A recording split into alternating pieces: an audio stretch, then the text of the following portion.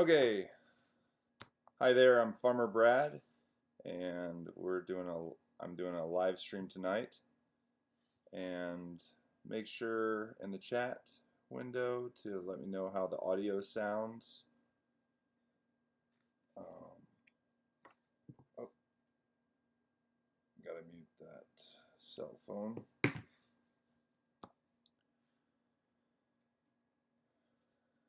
Let's see.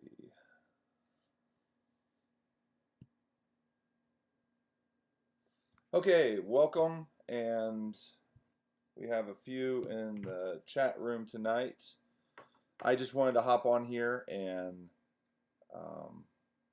talk about my experience at Homesteaders of America Conference. And they are having a membership sale. Let me try to find a link for that, and I'll drop it in there. It ends very soon for saving $10. So there's a link in there. HOA membership.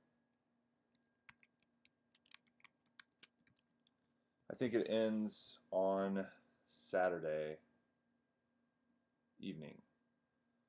But I was a vendor at the HOA conference, and so I wasn't able to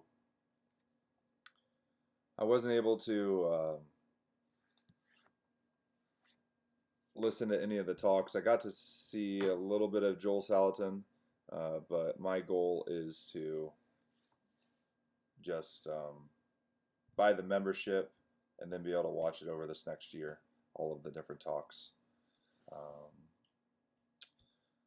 Hi, Kilted Gardener in the chat tonight. I met him in person at HOA and Greenacre Homestead.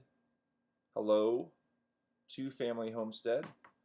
I sat down and met them as well at the Homesteaders of America Conference. They had a booth and were live streaming both days, and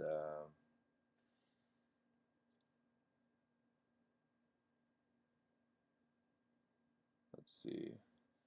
Okay, I'm seeing some responses about the video is a little laggy.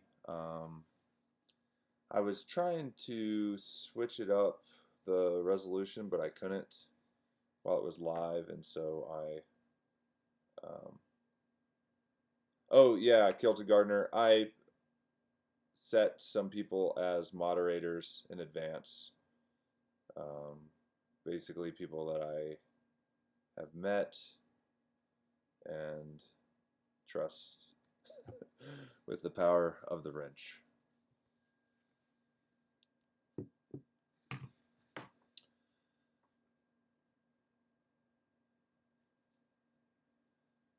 Yeah, I set up in YouTube the live stream in advance, but I wasn't quite sure how I could turn on the webcam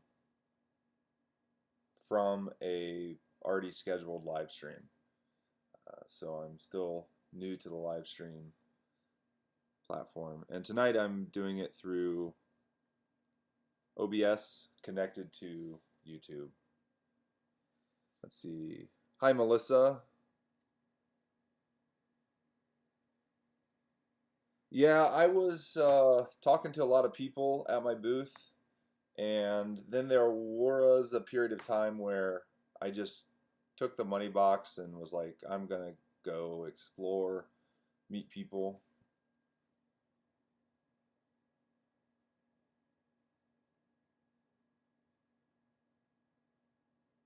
Okay, I'll make a note of that in the Q&A about sheep.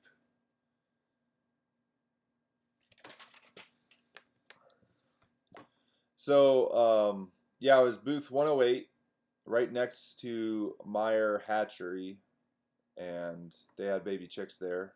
I thought it was ironic that I was selling my automatic chicken water bucket next to them. Hello, Food Forest Permaculture. And Donna Myers. Hello. So this is the automatic chicken water bucket that I was selling at HOA, and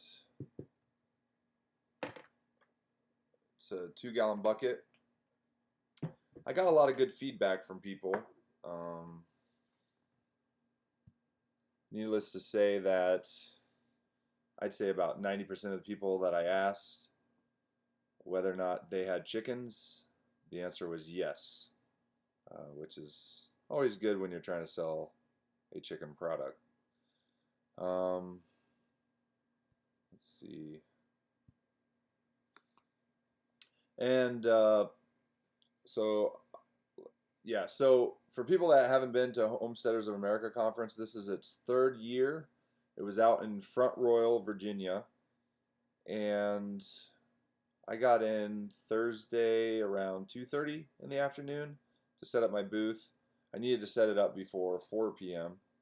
And then I ended up getting in contact with John and Anita from ajfarms.com. Sorry, I'm putting in the link right now.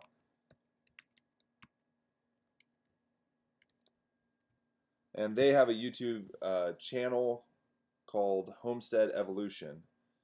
And so I was able to stay with them, and it was better than sleeping in my van at a rest stop. That was my backup plan. Well, that was my first plan, and they contacted me and let me crash at their place, which was great because they were only about 15 minutes away from the fairgrounds. And let's see, they raise quail for eggs, hatching eggs, and meat, as well as selling the eggs for eating. And I had never seen quail operation. It was very interesting. While I was there, John had told me that you can save a lot of money on rabbit trim, cage trim, by getting the automotive trim stuff. So this is like just rubber that you can put on the edge of the cage so that you don't get poked by the sharp part. So I have a brooder cage that I made out of hardwire cloth. And okay, now I have a question. I was saying all weekend, is it hard wire cloth or hardware cloth? Because I kept on saying it just really quick because I figured if I slurred over it, then no one would notice that I was saying it wrong. Hey, hope this works. Thanks for coming in. Hardware cloth, okay. Thank you. That's what I thought it was, but I think I just was saying it differently. My bad. Anyways, so this I got, I think it was maybe like 15 bucks or something. It's pretty long, but basically you can put it around the edge of cages and not get poked by the sharp things. Let's see.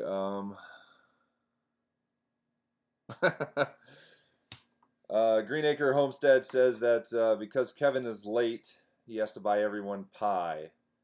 I guess all he has to do is send him a message of 3.14, and that will be good. Hi, reap what you sow.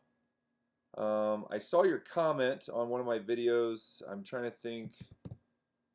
Did you come from Homesteady video or Sow the Land or Two Family Homestead live streams? I feel like it has to be one of those. So while I was at Homesteaders of America, I had the great opportunity to collaborate with Jason from Sow the Land. Basically what that happened, what that started out was early in the morning, I did an Instagram live stream because I don't have permission on my mobile phone uh, to live stream with YouTube. So I do it on Instagram and then I upload it to YouTube. So I knew that Sow the Land was giving away a bucket as a giveaway, and it was a 5-gallon bucket. So I just put it out there. I was like, hey, whoever wins the Sow the Land bucket for $15, you can come over and I'll make it into an automatic chicken water bucket for you. So I brought all my tools. I brought my drill, power drill, and reamer, and all this stuff. Well, he ended up coming over to my booth, and I had mentioned it to him that if he'd want to mention it to the winner, and he was like, "Well, I have an extra bucket that says Sow the Land if you want to do a demo of building it." And I was like, "Sure, that would be great." He had asked whether or not um, I'd want to do it over at my booth or over at his. Now, he had just sold out of everything, so it was pretty empty over there. So he had a lot of table space. And my booth at times was kind of like a hot mess in the sense, in the words of Kenny from Life on Beagle Road. He said that in one of his videos recently. Anyways, there was a lot going on there, and I figured over at Sow the Land, it would be a lot closer to the main stage. Okay, so Green Acre Homestead, he says for me to remind everyone to hit the like button. It helps my efforts on YouTube.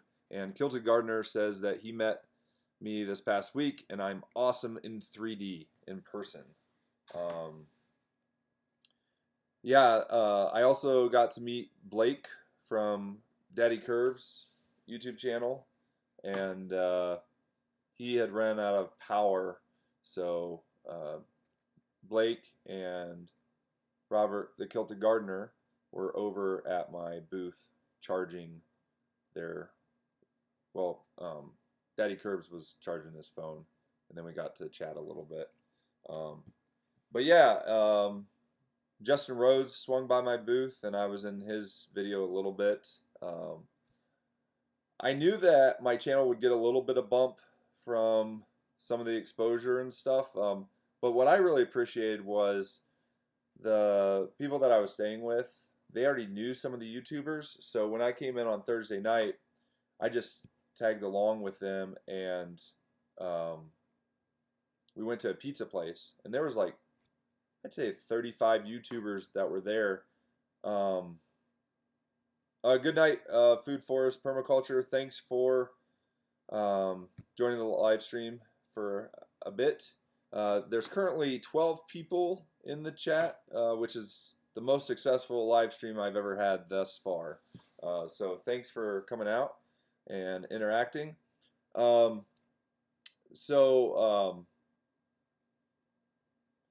knew that my channel was going to get a little bump, but it seemed like the perfect storm. So I think about a week before a week before Homesteaders of America Conference, Austin from Homesteady ended up leaving, he published part of a live stream that I was a guest on one of his live stream shows for his members. And he had edited that together and had released it publicly on his YouTube channel. And he has about 99,000 subscribers. And so he released that one, and I'd say in the course of about 3 days, I bumped up maybe 150 to 200 subs. I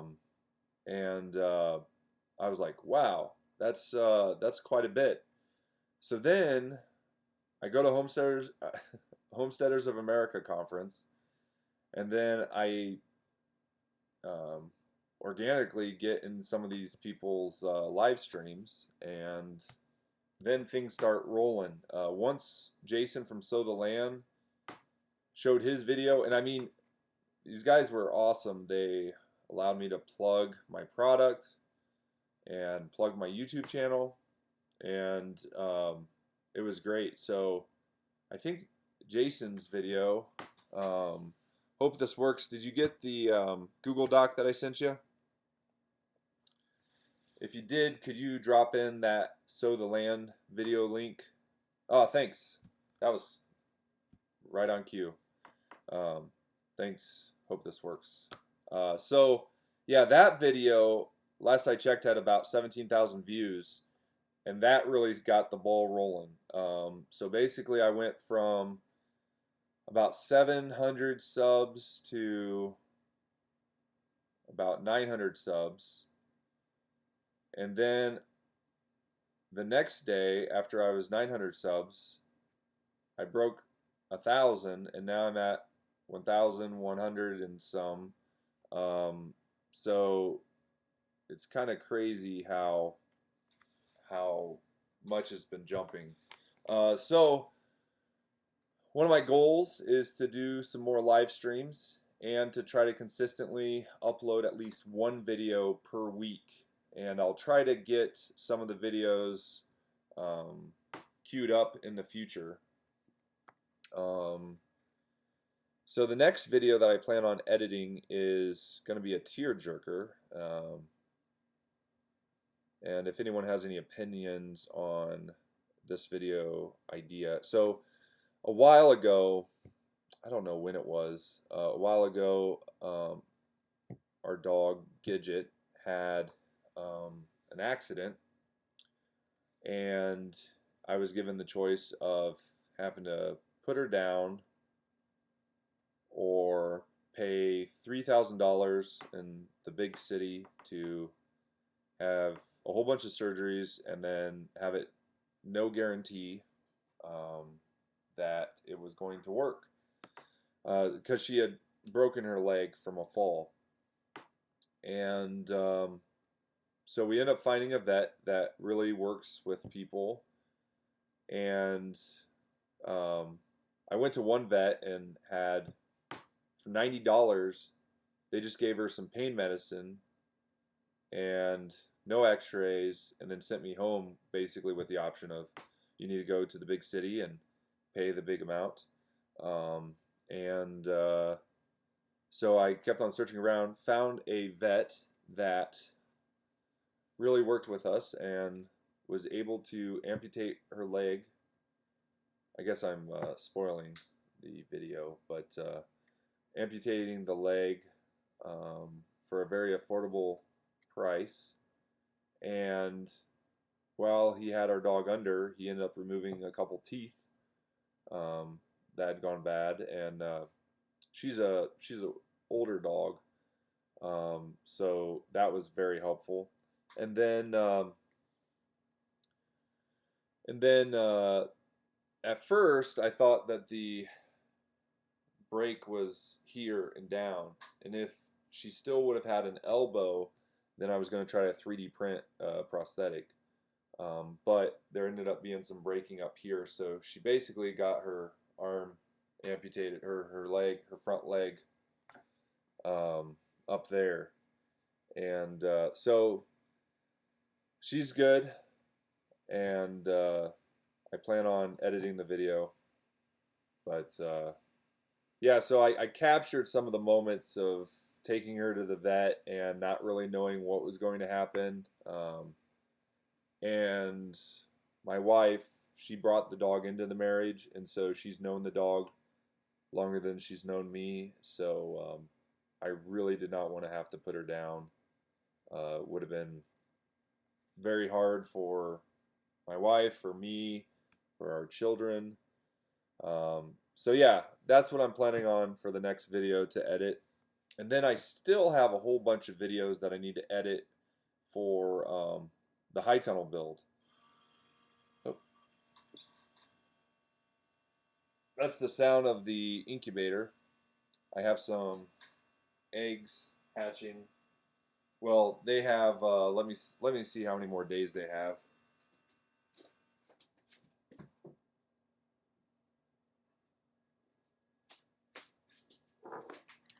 They have 7 more days before they hatch. And I was influenced by my hosts, and I ended up picking this up off of Amazon for my greens incubator. This will hold quail eggs, 12 quail eggs. So my thoughts are they were wanting to pick my brain as far as how to. Oh, it does it automatically. Kilted Gardener was telling me to flip them eggs. But yeah, if you, it's expensive, but if you want a very idiot-proof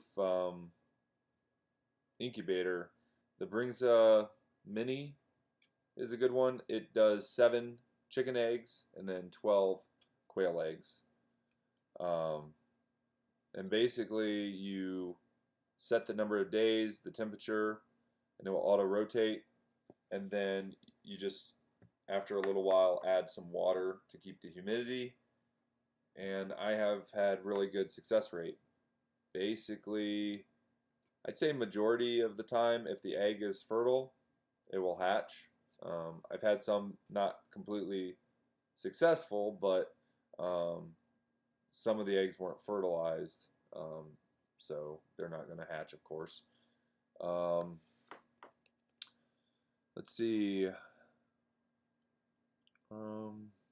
I think I've shouted out most people. If there's 15 in here right now, I think. Wait, let me change this over to the live chat because I might be missing some. Hello, Becky Oliver. Becky said that she loved the bucket video. Yeah, with that video, I was debating whether or not I'd be giving away too much of the industry secrets with building it, but my thought was if I build it really quickly, then if someone tries it and they're not able to build it, then they would buy my completely assembled automatic chicken water bucket. And if you haven't seen already, I use quick connects, so I'm able to disconnect that like that, and then it bites on there. And so it allows you to modify your setup. So you can disconnect this, add a longer tubing. And this is just the reverse osmosis tubing that most people have if they have a reverse osmosis system. I like it because it's pretty affordable on Amazon, so it's not much more for people to be able to customize their setup. And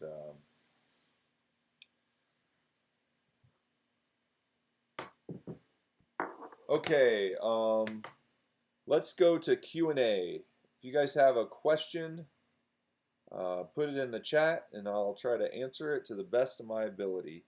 And then after Q&A, I'm going to talk about upcoming projects.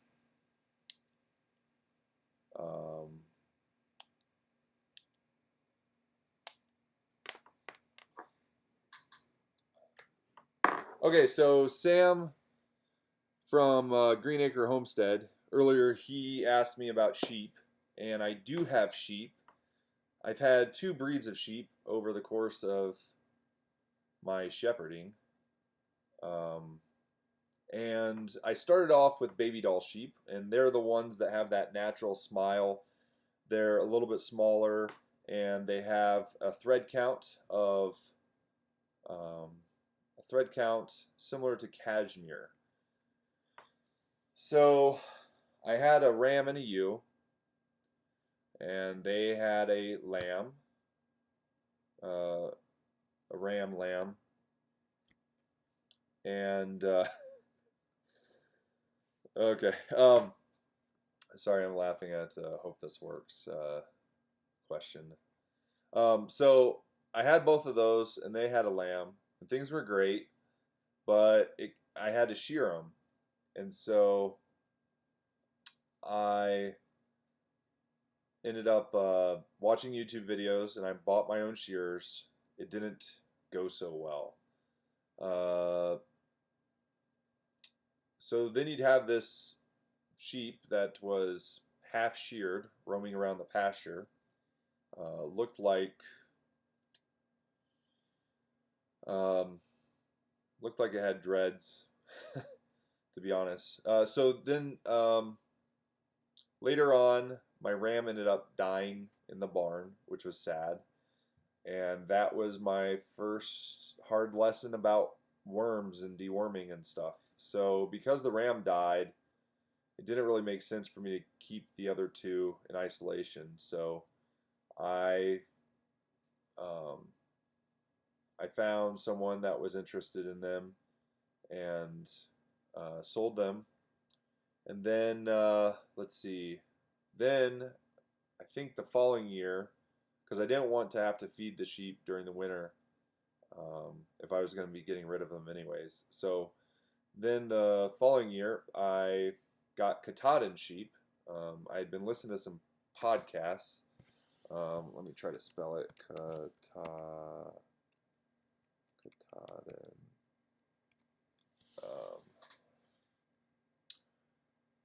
Yeah, so I got Katahdin because the beauty of Katahdin is they're a hair sheep, and so they actually naturally shed their hair, so it's not really wool. I guess you could possibly felt it, like as far as like, I don't know, there's like, I think there's an artwork where you can make like felt things and make it look like real rabbits or dogs or other things. Well, anyway, they're good for meat and they're good for eating grass. And so I have a 5-year goal of getting my mowing down to an hour. Now we own just under 8 acres, and what I typically mow takes me about 2 to 3 hours. If I mow everything, it's probably like 4.5. But I don't mow everything every week. I kind of, because there's one pasture that kind of doesn't grow as fast, and so I hit that maybe like once a month. But yeah, so was to have them grow my flock, and the way I did that was I first bought twins, a ram and a ewe, and then I brought in and bought a another ram from another bloodline. So then the new ram from the other bloodline and the ewe had a lamb, and I lucked out and it was a ewe lamb. So now I plan on breeding that one with its uncle. And as far as from what I've read, that's far enough as far as you have to go. So I have the makings of being able to grow my entire flock. I think I'll probably need about 25 sheep when it's all said and done.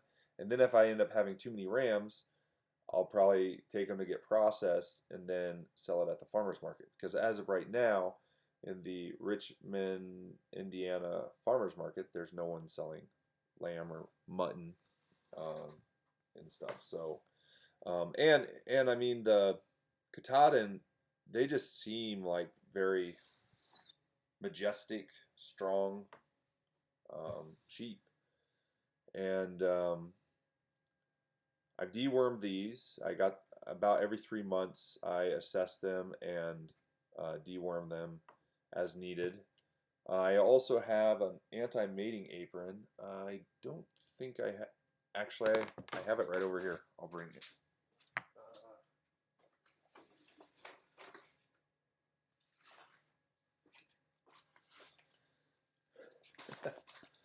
So this is from the House of Buckus. They make these, and what it does is it has a weighted like sandbag in the middle of this, so it helps self-level it. But what you do is you put this on its chest, and then this drops right in front of its back legs. That way, when it tries to mount, it does not have success. So that's a great way if you need to keep all of your sheep together and you don't want inbreeding to happen. Okay, so that's rough intro about sheep in my experience. Now, I really haven't had to trim their hooves, partly because there's like a concrete pad that they're always walking over before they go into the barn. Um, oh, the other thing too, I say is so I have high tensile electric fence around our property, and I switched over the energizer from a solid state to a low impedance energizer. And that allows me to hook up uh, polywire fence anywhere. So I can create a temporary paddock with polywire and then just clip it onto the fence so it will be energized. So that's really nice. And then my eventual goal is to weld up jump gates for my livestock guardian dog, Marshall, so that he can move from pasture to pasture and the sheep will stay separated. And my idea is have metal triangle that I weld, but then have insulators so that the wires can't, from the high tensile, I can actually cut it and then bend the wires and attach it to it so that it helps suspend the jump gate. But then have insulated wire go around it to continue the connection. And then have two wooden plates that can sort of sandwich over it if I want to block that pathway for whatever reason. So that's one of my ideas in the future to do that. Okay, let me scroll up and check out some of these other questions. What was your best moment of HOA? I'd say it would be before HOA started. I think just getting to hang out at the Melting Pot Pizza place and just talk to a decent amount of people that I subscribe to just as regular people. And like that was really cool. And I don't think I would have had that opportunity if it had not been for my hosts, John and Anita from AJ Farms and Homestead Evolution YouTube channel. They already had established friendships and stuff with some of the YouTubers, so it really wasn't a big deal. Met the Haulers, and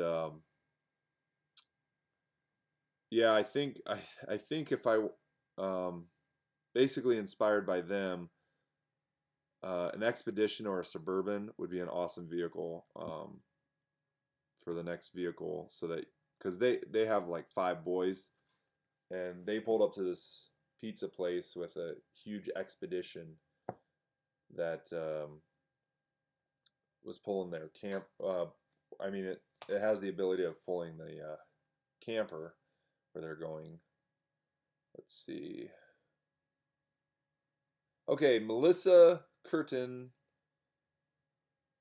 asks, I tried an automatic water bucket, but my hens wouldn't use it. Is there a way to get them to use it? So most of mine start on it about like the second week. Typically, it's advised that if you're getting them through the post office, that you have cups or a way for them to get lots of water right away. Now you have to make sure that they don't drown in it. But what Melissa is asking about is these water nipples. Now I choose the side ones so that it requires less vertical space. You just basically have to get that to about where their head level is, where the ones that come down from underneath, you have to like put this bucket way up so that then they're reaching up for it. Don't worry. Hope this works. I'm gonna get to your question. So what I do is I grab their head and put their beak right on this and push it a few times. Have them push it with their beak, and then they'll get the idea of hey, there's water in there. Let's keep that up. So if you do that to a couple of them, then hopefully the rest will follow. And then if that doesn't work, I recommend like sticking a raisin on it, or some treat, maybe like a mealworm or something, just to get them curious about it on their own interaction with it.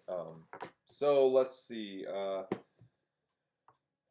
Green Acre Homestead asks, does your water have a float valve or flow control?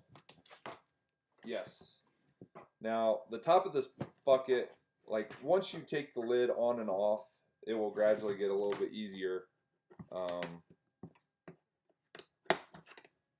with time, but it's pretty secure. That's partly why I have a removable cap in the top. Okay, so let me get this stuff out of here. So inside of, let's see, right inside of here, there is a float valve. Let's see, where's a good angle without blocking it? There we go. So there's a float valve in here, and as it goes up, it shuts off the water. As it drops down, it starts refilling it up. And there's like a little hole in here, and as this goes up, it stops the flow of water. So you're able to hook this up to a garden hose, and then the pressure stops here, and then it's just gravity fed below here. So the water fills up the bucket, so there's no major pressure against these water nipples.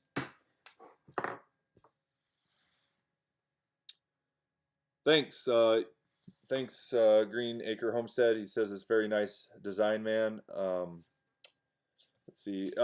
Yeah, it's been a work in progress. I started in 2015 making them, and then in 2018 I redesigned it, and I decided, you know what?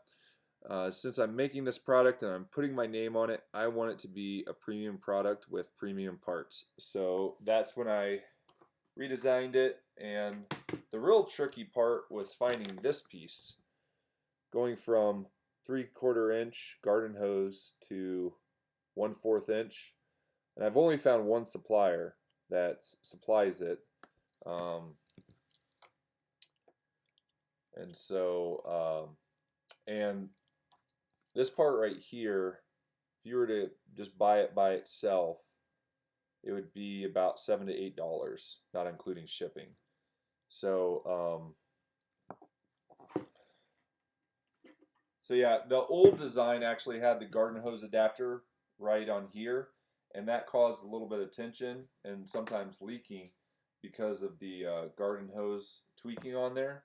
So this option gives you a lot more flexibility, and then the idea is that this garden hose can be down, and then you can feed it out of your hardware cloth without having to actually cut it, because you can disconnect it, feed it through, and then connect it on the other side.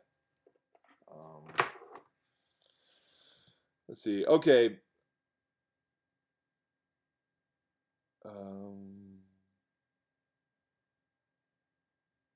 Let's see. Okay. So Kevin asks, from Hope This Works, asks how old I am.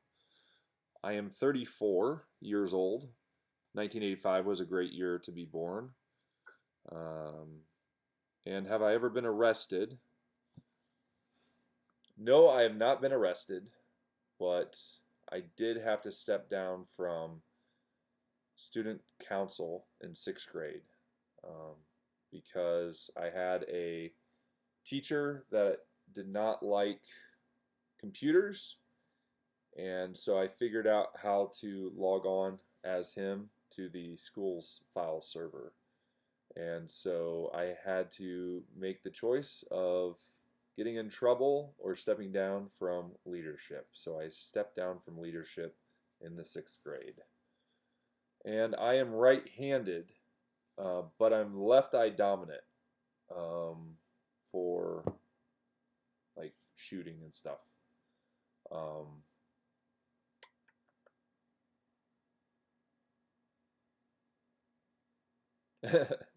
Hey, Little Mountain Life. Like he says that 1987 was better than 1985. Um, Gilded Gardener says that he was impressed with the bucket, seeing it in person. Yeah, so while I was at Homesteaders of America, I ended up passing on some automatic chicken water buckets. My thought was, hey, these YouTubers are here. I'll save on shipping if I just hand them the bucket. So, now I gave them the bucket with no expectations or anything like that. I just wanted to make sure that it would be a benefit to them and that they would use it. So I'll shout out the people I remember that I gave buckets to. Let's see. Life on Beagle Road. Kenny from Life on Beagle Road gave him a bucket. And they have a wonderful new chicken run that they've been working on. So that will be great for that. Also, Goldshaw Farm. Now he's in Vermont, so he's dealing with snow and ice and things getting cold. But and in the spring he has a new chicken coop that he's going to be using. So wanted to gift that to him. And let's see, the Hollers, Ben and Megan Holler. I just figured with all the house repair work and stuff that they are having to do, if the chicken water bucket could be of any help to them, that would be great. And let me get this right. Let's see. The Delightful Cottage. The Delightful Cottage. They were ones that won the Instagram giveaway for HOA tickets, and they were able to come with their family. And so I gave them a chicken water bucket to be able to help them out at their homestead. And I think initially I was going to give it to Doug and Stacy, but I think they said that they didn't have a water source right near their chickens. So I think Big Bear Homestead was right there, so I ended up giving one to them. Let's see. Yeah, I think that covers that. Let me make sure if there's any other questions.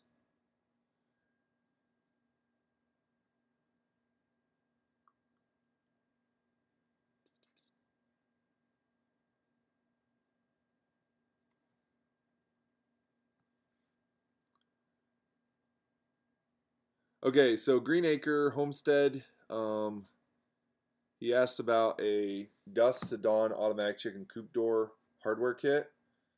So there is one on my website, and I've installed it, but I feel like that there is a better one. Let me find the link. I think it's...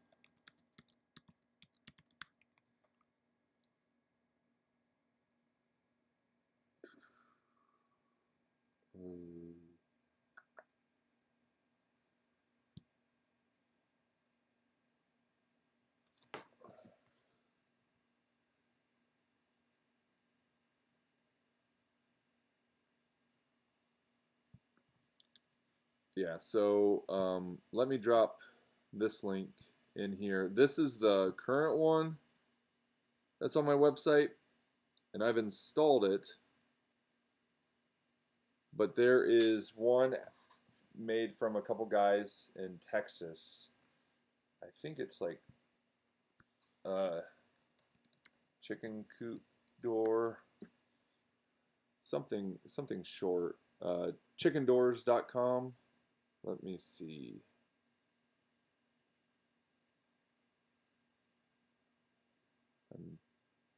Yes, this is it. chickendoors.com. This design I saw at Mother Earth News Fair last year, and it's really simple. Now, I definitely recommend getting the battery option, because one issue that I had with the current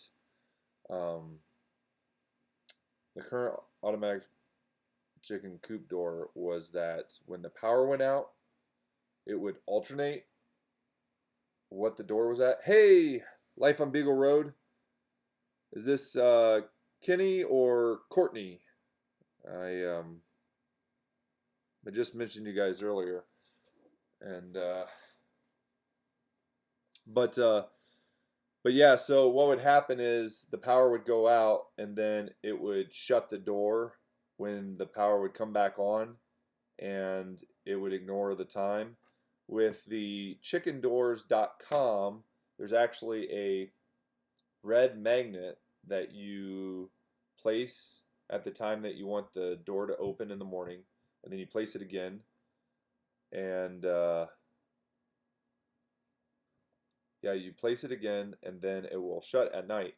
Or there is the light sensor, and then they have a solar power that charges a battery, and I feel like the chickendoors.com is pretty reasonable priced, and so they actually have a swinging apparatus instead of a gauntlet where it falls down, so it requires less space. Basically, you cut a hole, you screw it up against there, and then you're good to go. Oh, hello. Yeah, so Kenny and Courtney from Life on Beagle Road, they're both there in the chat.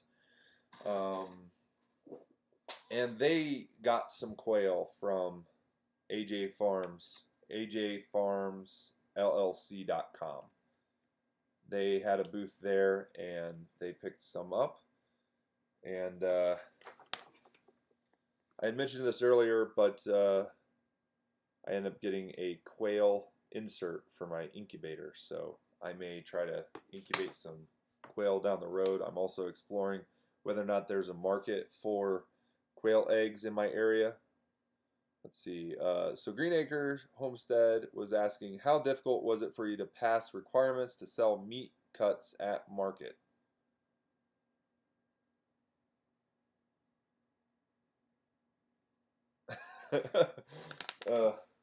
Yeah, it says colors. The L is yellow, so it's a little difficult to read. This is the downstairs kitchen where my wife does homeschooling with the girls. Okay, so what I had to do in order to sell meat at the farmer's market in our area is I had to get $1 million liability policy. So that actually caused me to have to change my current insurance to one that had a farm policy, and it just bundled everything up. The other thing I had to do is with the Wayne County Health Board, I had to get a annual permit. I think it's like $150. And then this last year, I actually had to get a meat market variance with through our county, and then I also had to get a light manufacturing variance to be able to screw these chicken water buckets together. Right now, I'll give a plug for Farm to Consumer Legal Defense Fund. They are an amazing organization that really helps protect you in matters of trying to get your food to the farm, from the farm to the consumer. And in my case, they helped me navigate some of the variance forms that I had to fill out. So I worked with a lawyer from California. Now, they're not going to fly the lawyer from California out to Indiana to fight for me for my county variance, but they may fly a very smart lawyer out for if an entire state is able to drink raw milk because of it and stuff. So, but they made me look very smart. They basically, I sent them the information. They helped walk me through what our current law says, and then they helped me articulate what I needed to do for the form to send out. And it was amazing how quickly the county person changed their tune once they knew that I was working with an organization. Basically, in a meeting, the person said, you know, I can't underestimate farmers. And I was like, well, yeah, you shouldn't. Farmers have to be everything in order to make things work. Let's see. So I'm really excited. Okay, so after the conference, I got home, and on the 16th, I had to get my meat birds processed, which I think was the same day that Justin Rhodes was needing to process the chickens. I ended up taking mine to an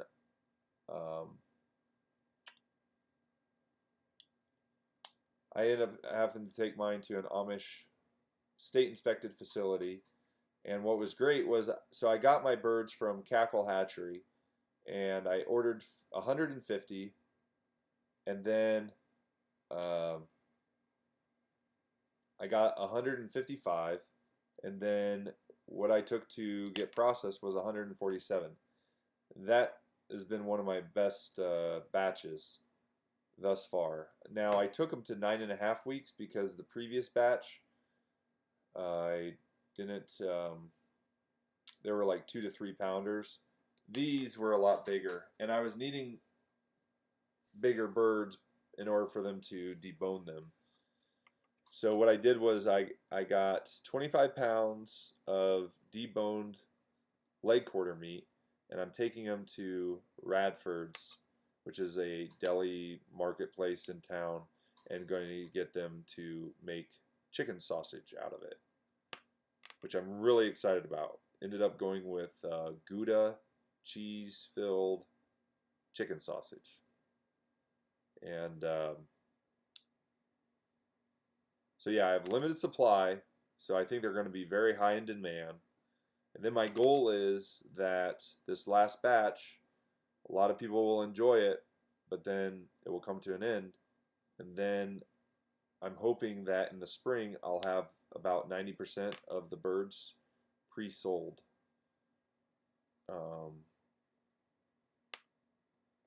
And so processing was pretty expensive. It ended up being $728 for 147 birds, turned into 203 chicken items. So some of the cuts I had were skinless, boneless chicken breasts, ground chicken, which is made from leg quarter meat, and then I have wings, gizzards, feet, and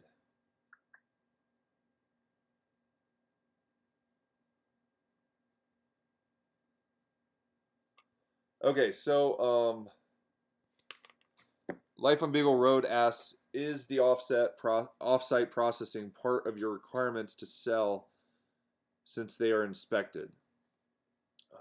There is in the state of Indiana, there is an exemption for the cottage laws, and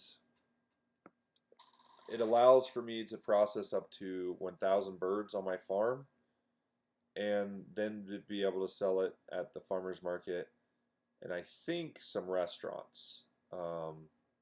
So what I may explore is the idea of, in the spring, of doing smaller batches but more often. So doing like 50 birds at a time. I get 50 birds, then 4 weeks later I get another 50 birds, and then they're in the brooder, and then when the ones off the pasture move off, then I'll put those out on pasture. And then I'll be able to process those birds over the course of like 2 weekends. And then I like that flexibility because some birds may need an extra week, some birds might not, because I feel like the Cornish cross attributes sometimes completely miss a bird. And so you'll have like some big ones, and then there'll be some small ones. And so I think with just like 1 or 2 batches of that, it will basically pay for itself with a plucker, and then I'll probably just do a turkey cooker LP flame with like a big pot for my scalder initially. But now, if you want to sell it in another state, then you have to get it USDA inspected, which the closest facility is probably an hour and a half away. And currently, I don't trust the Subaru pulling the trailer that far. Luckily, the Amish facility is only about 10 minutes away.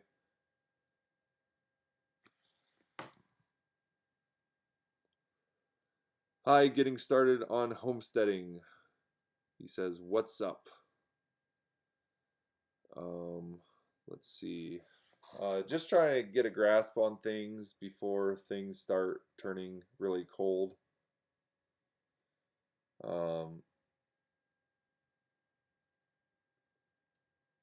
Yeah, so when I got back, there was some frost on the ground, and I was like, this is perfect timing.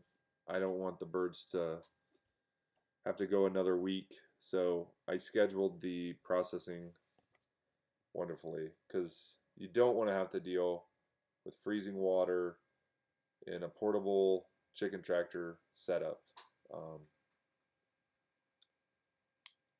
But sort of on that thought, I've just been thinking about some other ideas on off-grid options for keeping water from freezing in a portable situation. So I'm thinking about trying to develop these kits where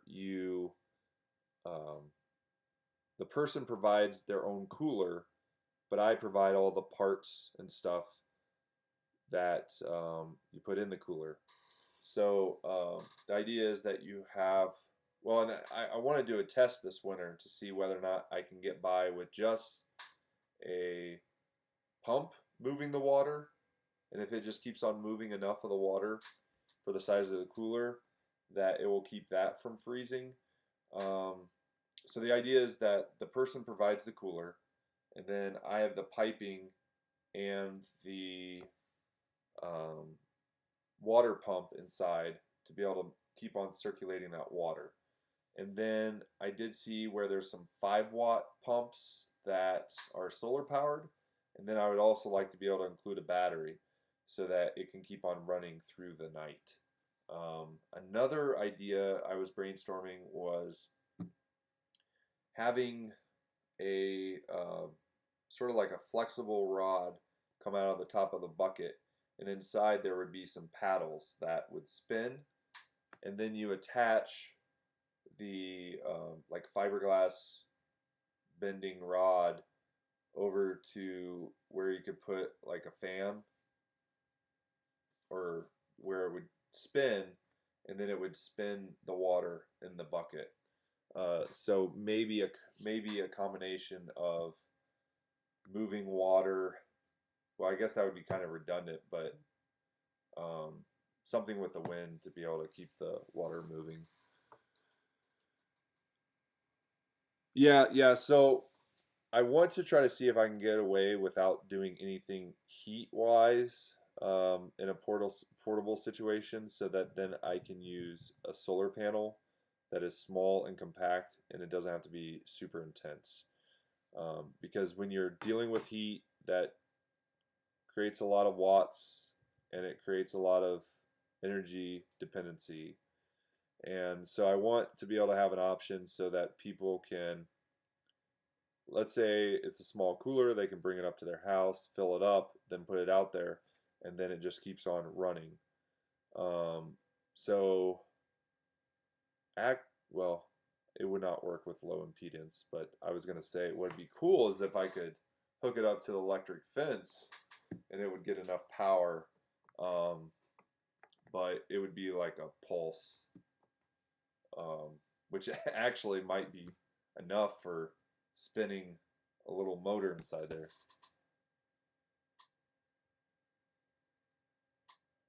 Now that's an interesting idea. Kilted Gardener says, what about an air stone to keep the water agitated? So,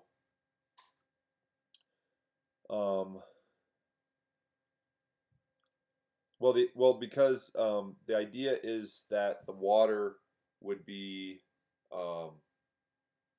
going on a pipe on the outside, and then I would put the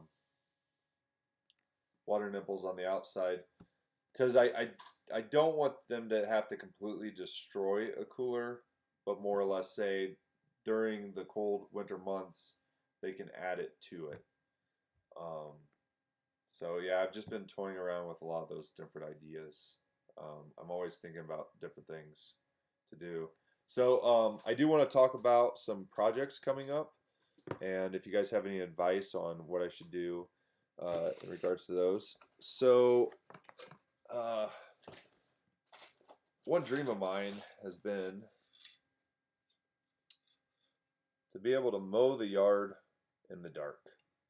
So I received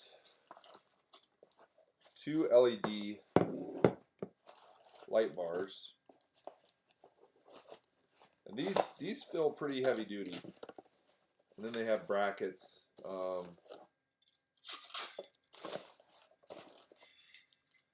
But yeah, so there's 2 of them, and I plan on putting them on the front of my 0-turn radius mower. And I still have to get the switch, get the fuse, and then be able to heat shrink it all up. But then the idea is having both of these on the front of the mower, and to be able to mow it at night or mow at dusk when it's starting to get a little dark. Because sometimes you just got to squeeze mowing the yard in when it's convenient for you and not necessarily convenient with daytime. And then another project. Yeah, did he put a... Do you have his Life on Beagle Road? Do you have a 0-turn radius mower or like a garden tractor where it has a light on the front?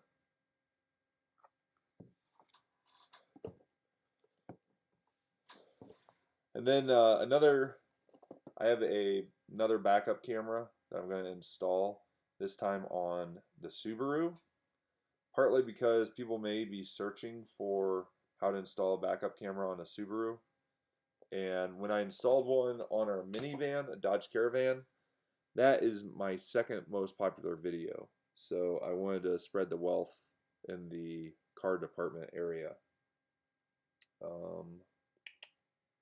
Let's see, and then mentioned about the cage protector. Okay, so Kenny says that the Kubota garden tractor, so it probably has lights on the front of it, but you can always use more light. So these LEDs look like they'll really mean business.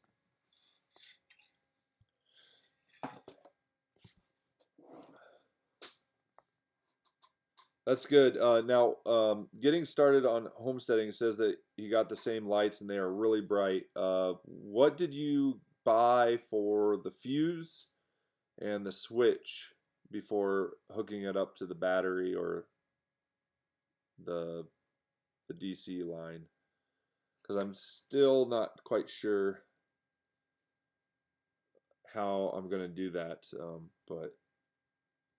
And also like what rating I need for the fuse.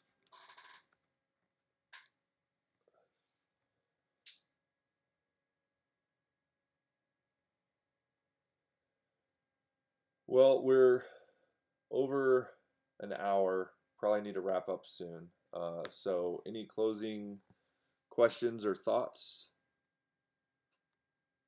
that we've mentioned tonight?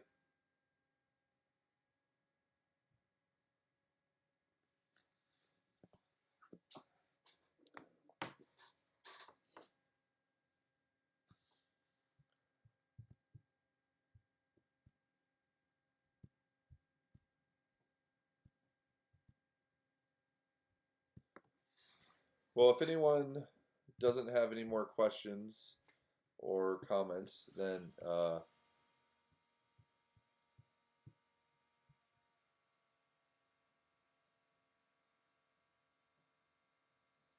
yeah, thanks. And thanks everyone for being in here tonight. It was a lot of fun, and hope you learned something. And make sure to leave comments on my videos and share my videos. I'm just trying to keep the momentum going with reaching over 1,000 subs on my YouTube channel.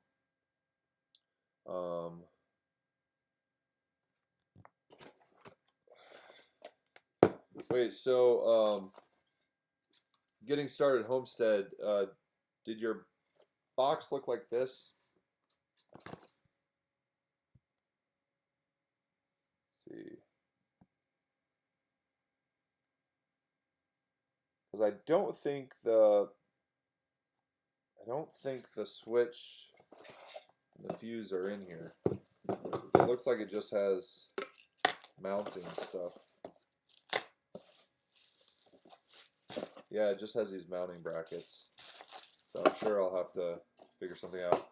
Yeah, good night, Life on Beagle Road. It was nice meeting you at Homesteaders of America, and Kilted Gardner. Nice to meet you as well. And I hope the best with all of your endeavors. And make sure to keep on coming back to my YouTube channel. I try to focus on automation and the intersection of farming and technology, because we all have limited amount of time in the day, and if we can utilize it to save time, then we can spend more time with our family and get better results.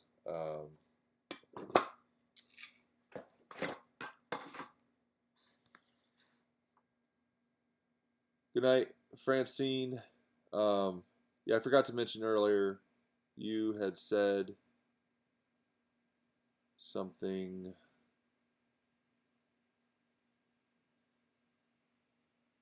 Let's see.